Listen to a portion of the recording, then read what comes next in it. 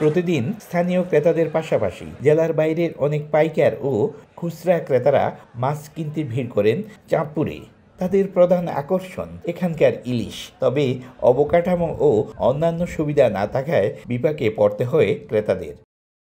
বাইরের ক্রেতা ও পর্যটকদের আকর্ষণের জন্য এবার আধুনিক মৎস্য অবতরণ কেন্দ্র নির্মাণ করতে যাচ্ছে সরকার, যেখানে থাকবে মাছ কেনাবেচার জায়গা, সংরক্ষণের জন্য হিমাগার, লিলাম শেড, মিনি ডকইয়ার্ড, নদীপাড়ে পন্টুনের পাশাপাশি মাছ হিমায়িতকরণ ও প্যাকেজিংয়ের সুবিধা। তার সঙ্গে থাকবে গবেষণাগার, মৎস্যভিত্তিক কর্পোরেট বিভিন্ন অফিস, ব্যাংক ও রেস্তোরাঁ। 40 একর জায়গায় 3 তলা জুড়ে থাকবে এইসব সুবিধা। পরিবেশটা যদি আরেকটু সুন্দর হতো, আমার মনে হয় আরেকটু ভালো হতো। আশা করি সামনে সব ধরনের সামুদ্রিক মাছ এখানে পাওয়া যাবে। সরকারের এই উদ্যোগকে স্বাগত জানালেও অতিরিক্ত করারোপ না করার আহ্বান মৎস্য ব্যবসায়ীর। আরো জায়গা আছে এই পাশে, ওইখানে যদি করে তাইলে আমরা হয়তো ওইটা কমপ্লিট হলে ওইখানে যাইতে পারবো, কিন্তু তার বিনিময়ে কোনো চার্জ লাগলে পারবো না। এই উদ্যোগে সব পক্ষের স্বার্থ রক্ষা করা হবে বলে জানান জেলা প্রশাসক।